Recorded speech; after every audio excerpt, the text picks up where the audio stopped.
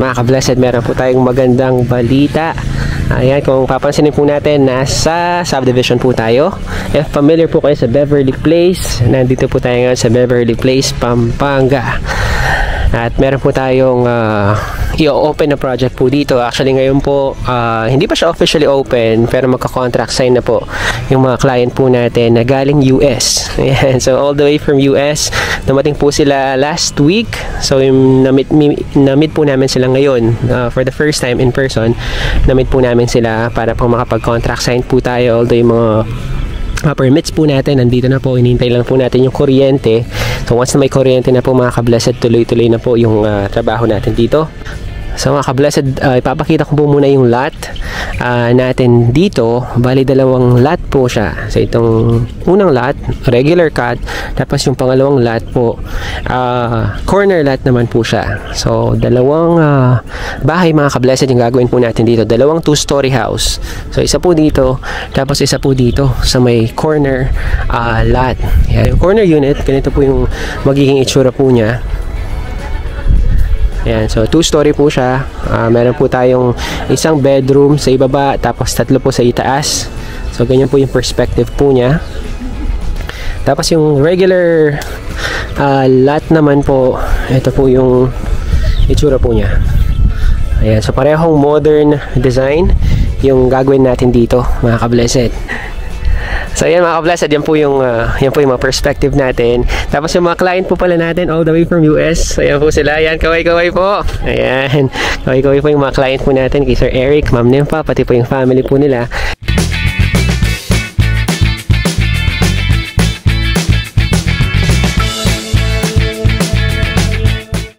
Dalawang project po ito. I mean, dalawang bahay. Ayan, pero isa lang po yung owner. Ayan, meron po tayong 2-story project dito. At tapos another 2-story project. So, pakita ko po sa inyo mga ka-blessed yung perspective natin. Kung nakasubaybay po kayo sa mga vlog natin recently, and ito po yung magiging perspective ng project po natin dito. Ayan, so 2-story. Tapos, ito po yung corner unit. So, corner unit, yan, 2-story. Tapos, meron po tayong another 2-story project dito. Yan, nasa kabilang side naman yan. So, ito yung corner lot po kasi yung lot nila. So, dalawa. Isa dito, isa sa kabila, magkatabi po. So, ito yung corner. Ito naman po, ka-blessed yung regular cut na lot. So, 2-story rin po siya. So, punta tayo dito sa unang unit. So may corner. Ito blessed, since corner unit siya, may enough space pa tayo dito sa harapan. At itong area na to, ka-blessed, parking area, parking space yun dito. Tapos yung entrance natin dito siya. So entrance, dito po yung living area po niyan. Living area. Tapos sa area na to, dito po yung dining and kitchen natin. Dining and kitchen. Tapos meron po tayong sliding glass door dito. Tapos extension ng kitchen yun dito. Since hindi po ganun talaga kalawang yung space natin, so naglagay tayo ng dirty kitchen dito sa area na to.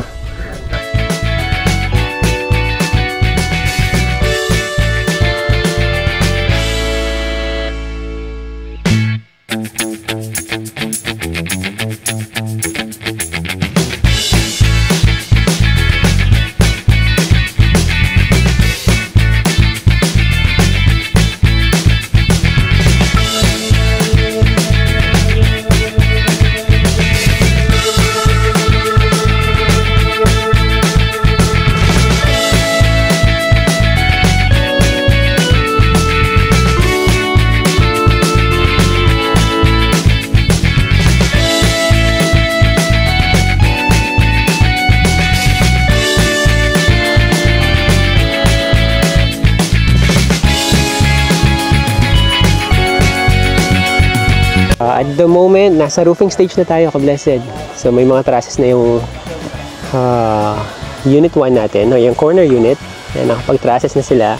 Tapos yung second unit natin, ayan, so ongoing na rin yung pagka-trusses, ka-blessed. Hindi dito siguro by next week maglalatag na ng ano, ng mga yero. Pati yung plastering, ka-blessed, ongoing na rin.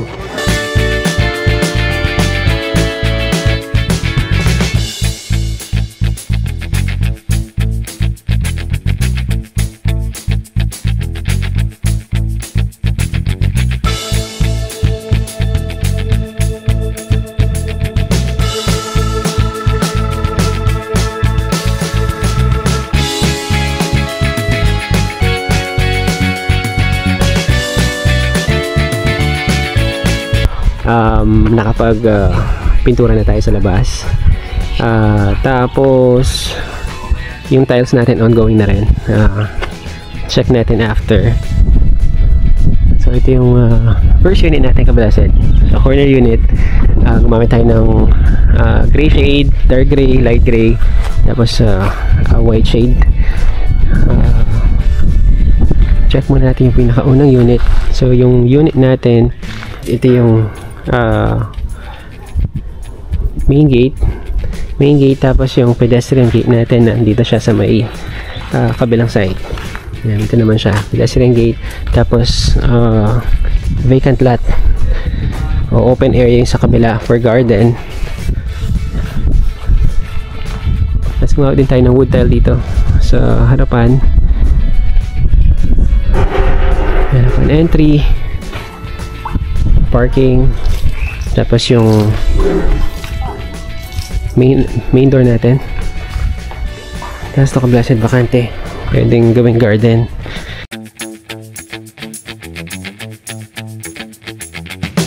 Pinagpalang araw po sa bawat isa. Welcome back po sa ating channel and welcome back po sa Blessed Builders. Mga ka-blessed, ito na po yung hinihintay po nating vlog ng project po natin dito po sa Beverly Place subdivision.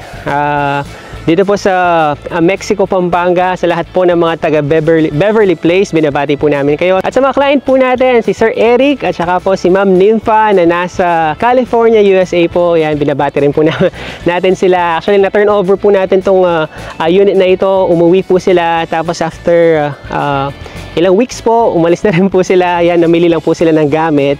At ngayon po, i-house tour po natin yung dalawang project po natin dito. Meron po tayong project dito sa corner lot, tapos meron din po tayong project sa kabilang lot. So mamaya po, i-check po natin. Just a brief history lang po, itong project po na ito, mga ka-blessed. Hindi po ito retirement house ng mga client po natin na nasa US. Ito po ay retirement business. Ang plano po nila is ipaparent po yung dalawang unit, pero for example, if uuwi po sila from US, at least meron po silang matutuluyan. So yan po yung plan po nila for their retirement business. So start po natin, mga ka-blessed, yung house tour po natin. Itong portion po nito, this is a corner unit. Mag-start po tayo sa inner unit dito.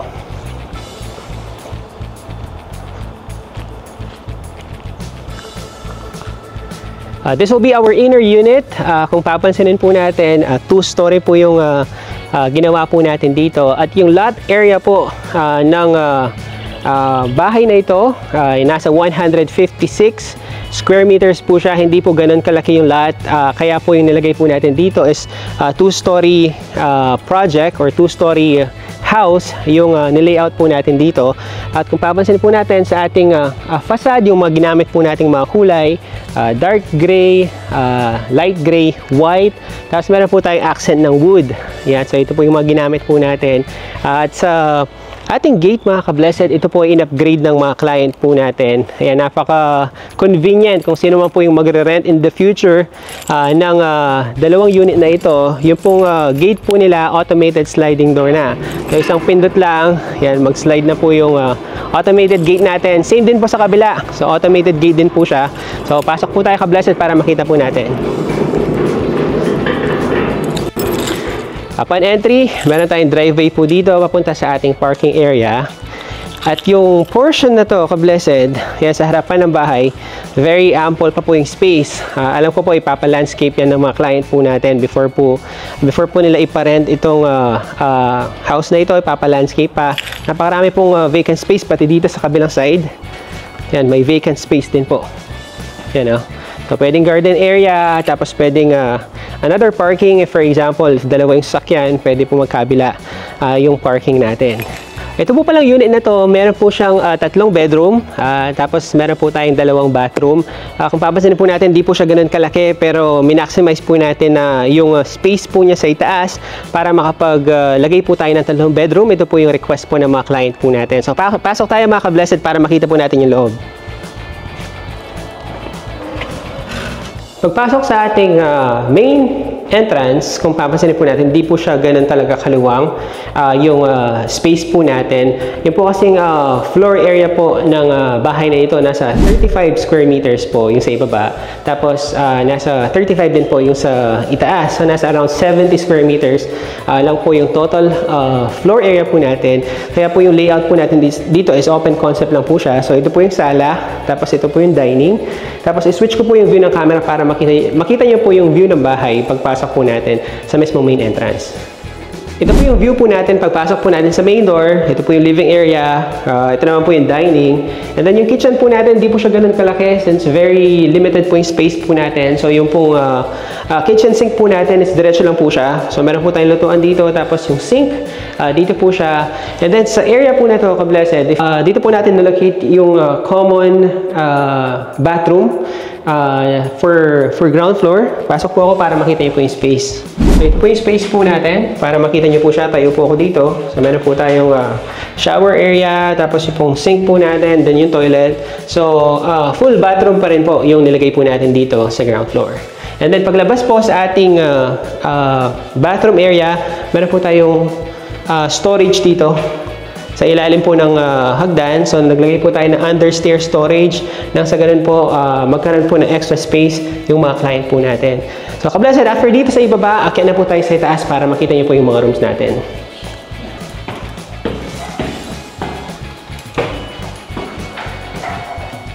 Yan, pagpasok natin dito sa second floor, ka-blessed, meron tayong maliit na hallway po dito. Pero itong 3 doors na nakikita nyo, itong nasa right side ko, sa likuran ko, at saka yung dito po sa left side, ito na po yung mga rooms ng second floor natin. So check po natin yung space para makita nyo.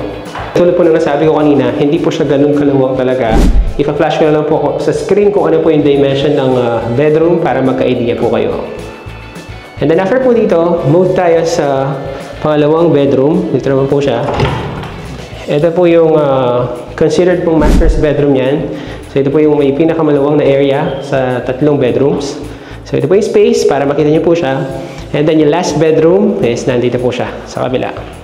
Ito naman po yung 3rd bedroom natin. So pasok po ako para makita niyo po yung space po natin.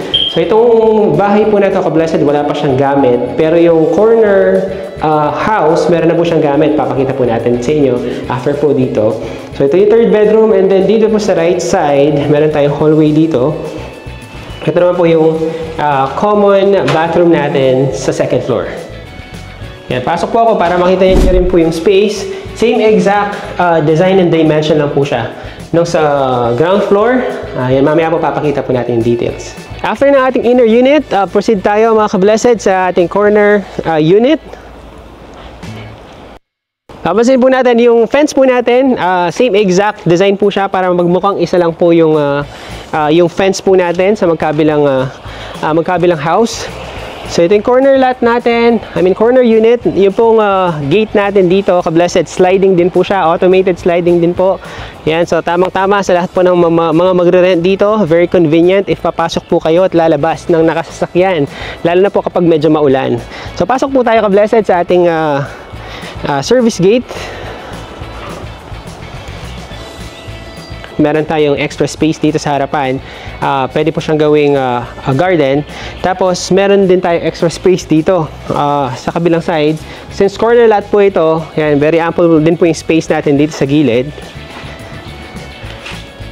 Yan, tayo po ako para makita niyo po yung space. Yung other details po dito sa outdoor area, mamaya ko na po ipapakita since meron po tayong auxiliary kitchen dito. So, pasok tayo, ka-blessed, para makita po natin yung loob ng bahay.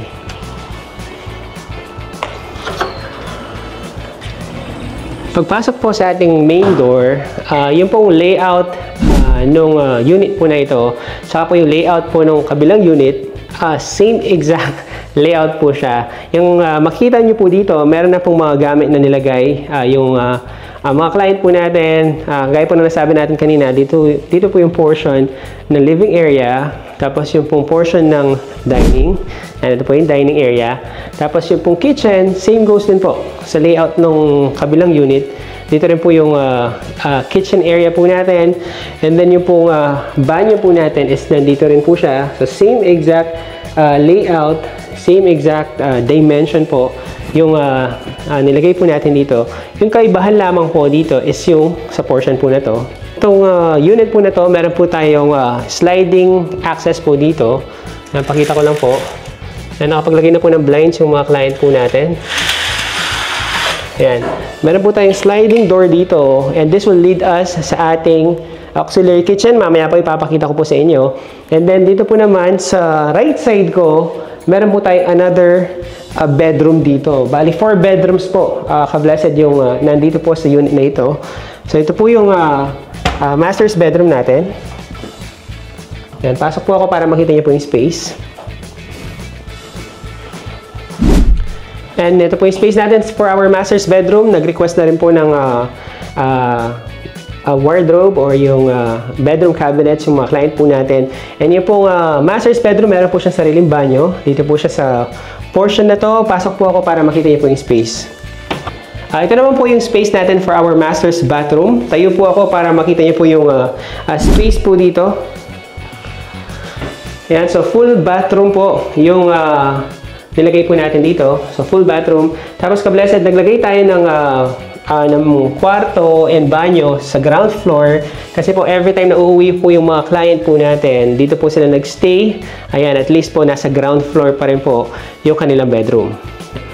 From our ground floor, akyat tayo ka-blessed sa itaas para makita po natin yung mga bedrooms dito. Pag akyat dito sa second floor, ka-blessed, same exact layout po. So papansin po natin, meron tayong tatlong door, 1, 2, and then yung pong third bedroom natin dito po sa itaas.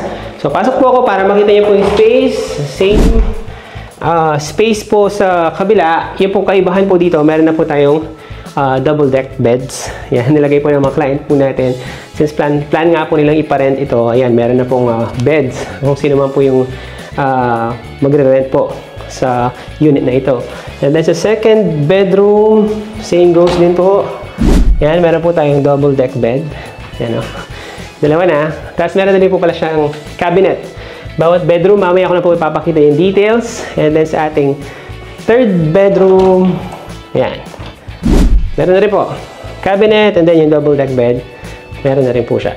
And then dito po sa hallway, yan, ito po yung common bathroom po natin para po sa mga mga kwarto dito po sa second floor. Pasok po ako para makita niyo po yung space. Yan, so full bath pa rin po siya. Meron po tayong toilet, meron po tayong sink, and then meron po tayong shower area.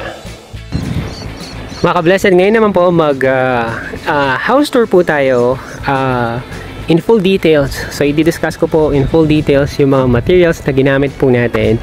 So before po tayo mag-start, ikutan lang po natin yung property ng mga client po natin. So corner lot po yung isa. So itong portion na to. So yung property line po natin nandito siya. Yan, dito po sa dulo. Yan, napakarami pa pong bakante dito. Ano, vacant lot. Pero hindi ko lang po sure kung available pa. Most likely sold na po niyan itong mga to. Yan, ininvest po siguro ng mga owners, pero hindi pa po pinatayuan ng mga bahay. Pero may mga bahay na po doon sa portion na yon. So ito po yung property line po natin sa column na to. Yan, ito po yung side ng bahay. Yan, papunta po sa harapan. Para makita po nyo po siya ng buo. So corner unit. Yan, tapos papunta po tayo sa ating inner unit. Yan, napapansin po natin, identical lang po yung gate natin. Yan, para magmukhang isa pa rin po yung property. At kung papansinin po natin ka-blessed, nag-firewall po tayo dito sa property na to or sa bahay na to. Yung po kasing setback requirement sa corner lot, mas malaki po siya, nasa 3 meters po siya. Yung dito po sa inner unit, 2 meters lang po yung kailangan po natin as setback requirements. So kailangan po natin mag-firewall dito para ma-maximize po natin yung pong bahay, yung space po ng bahay. So yan po yung dalawang project po natin dito. Start po tayo dito sa inner unit. Gaya po ng nasabi ko kanina, automated gate po yung pareho. Yan, so nag-slide po yung gate natin dito gamit po yung remote. So in case na papasok, yan lalabas na nakasasakyan. Yan, very accessible po siya lalo na kapag umuulan. Yan, at mukhang uulan na po. Yan, so start po natin yung details po natin dito sa inner unit. Papansin po natin light gray, dark gray, kulay white po yung canopy, tapos meron po tayo portion na alabaster. Yan, ito pong portion na to na parang cream, yung kulay po niya is alabaster. Yan, kung interested po kayo sa ganyang kulay. So ito po seal gray, itong darker gray. Tapos itong lighter gray naman po, smoke gray naman po yung code niya. Smoke gray, seal gray, tapos alabaster, tapos kulay white lang po. Yung mga canopies po natin. Tapos naglagay din po tayo ng wood accent po dito para magkaroon po ng accent yung pong facade po natin. So wood tile, tapos yan po, pina-extend na po ng mga client po natin yung driveway.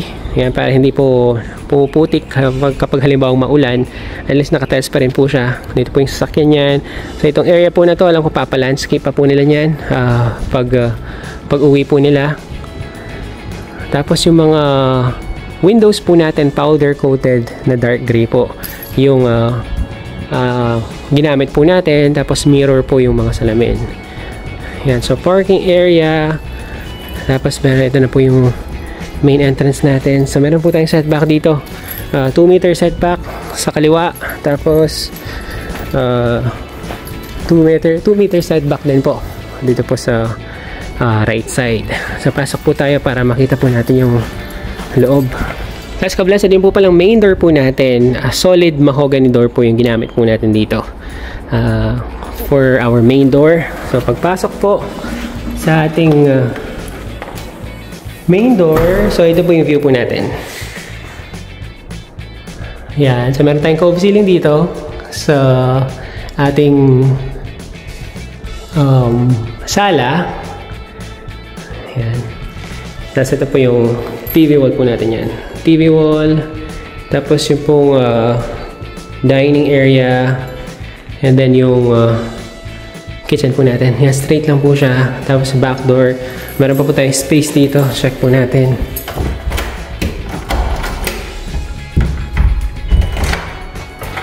Yan o. Meron pa rin po tayong extra space dito. Yan o.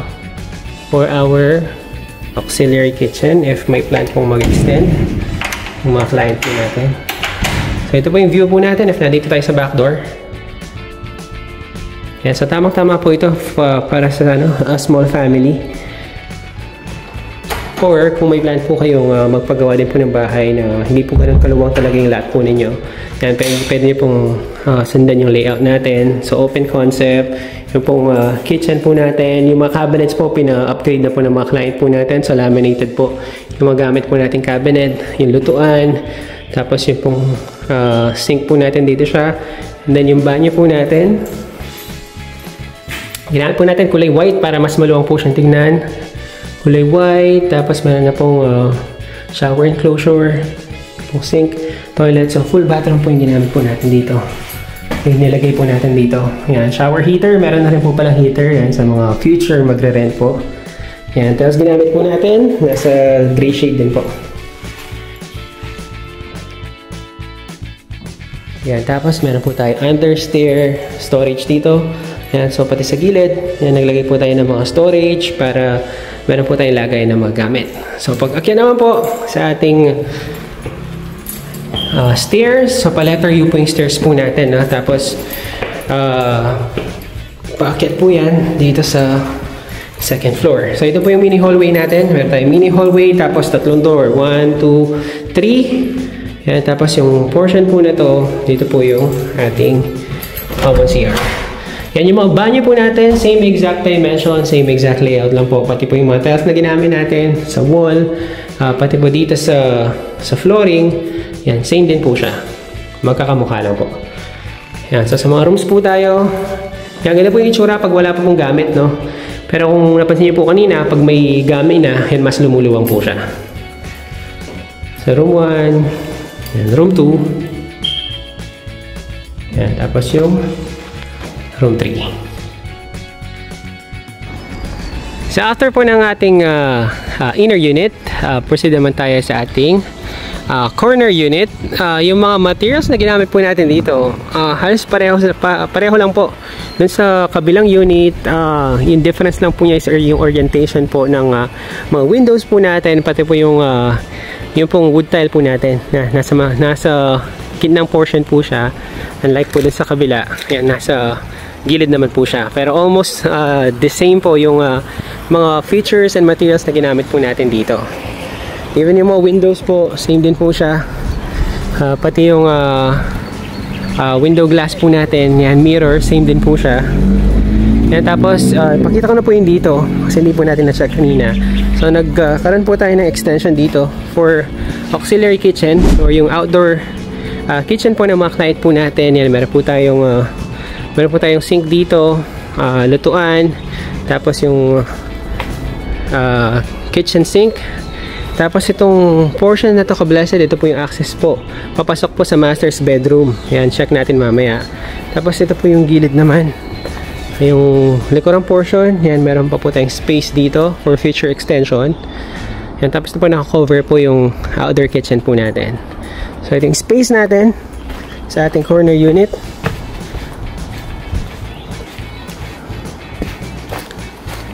Yan, pasok po tayo sa loob para makita nyo. Tapos yung po palang garahe po natin dito, yung driveway, naka-extend na rin po siya hanggang dito po sa gate. Yan, papasok sa ating parking area. Tapos PVC panel po yung ginamit po natin dito sa may parking area. Yan, sa pagpasok, ka-blessed, yung pong difference lang nito is meron na po siyang mga gamit. Yan, para magkaroon po kayo ng idea kung ano po yung magiging itsura niya kapag meron na siyang gamit. So dito po yung living area. Tapos, yung pong TV wall po natin, yan, dito siya. Tapos, ito po yung dining. Tapos, yung pong kitchen po natin.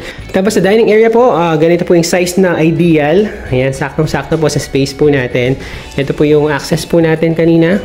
Ayan, papunta po sa ating auxiliary kitchen.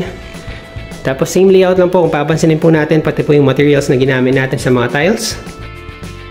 Same din po, pati po yung mga cabinets. Ayan, same din po siya. Even yung banyo po natin. Yan, o. Yan, same din po siya. Tapos ito lang po yung difference. Itong portion na to. Tapos yung pong ating yan, master's bedroom. So yan po, meron po tayong access dito. Buksan ko lang to. Yan, meron po tayong access dito. Palabas. Okay, from our master's bedroom, yan, meron po tayong view dito. If pwedeng gawing garden or pwede pong i-extend sa portion na to. Tapos, meron din po tayong cabinet dito sa master's. Tapos, CCTV. Yan, for security. Nagpa-install na rin po yung mga client po natin.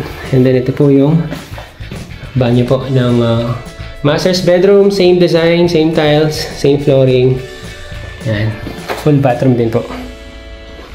So, akyat po tayo para makita po ninyo yung sa itaas. Yan. So, ito po yung view po natin. At nandito po tayo sa likuran. Tapos, meron po tayong yan, storage din sa ilalim po ng stairs. So, akyat po tayo. Same layout. Pati po yung stairs po natin. Same din siya pag akyat. Ayan, so tatlong bedroom din. Yan, sa taas po, same exact layout po siya sa kabila. So ito po yung sinasabi ko, pag meron na po siyang bed. Yan, mas maluwang po siyang tignan. So, double deck. Tapos, meron po tayong cabinet dito. Cabinet, laminated din po. Yan, pati yung dito. Yan o. Double deck. Tapos, meron po tayong laminated din. Tapos, may aircon na rin po pala yung mga unit, mga ka-blessed. Bawat kwarto, yan, may AC na po siya. Yan, may electric fan pa. Yan o. So, ito po yung third bedroom. Yan. Tapos, meron na po tayong yan, cabinet. Yan yung po common CR po natin. Nandito siya.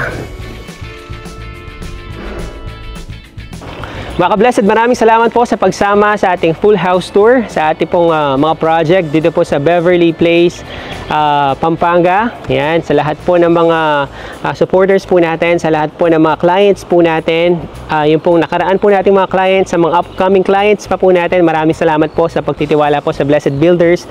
Sa Diyos po lahat ng kapurihan, sa Diyos po lahat ng kaluwalhatian, sa lahat po ng mga project na natapos po natin. And maraming salamat po ulit sa mga client po natin, kay Sir Eric, kay Ma'am Nympha. Yan, napakabait po ng mga client po natin na yan. So hopefully mamit po namin ulit sila kapag po umuwi sila, kasi plano po nila i-set up po ulit yung bahay, papa-landscape. After few months, uwi po ulit sila before po nila ito i-turn over sa mga magre-rent po sa kanila. Yan, sa lahat po naman nagtatanong kung magkano po yung cost po ng project po natin dito, mag-message lamang po kayo sa ating FB page para ma-assist po namin kayo. Gusto po namin ibigay yung latest update po natin sa ating mga rates, kasi magkakaiba po yan kung kailan po natin ipapagawa, kung anong finish at kung ano pong location ng bahay na ipapagawa po ninyo. So maraming salamat po ka-blessed for tuning in sa ating pong vlog ngayong araw. Mag-ingat po tayong lahat at pagpalain po tayo ng Panginoon.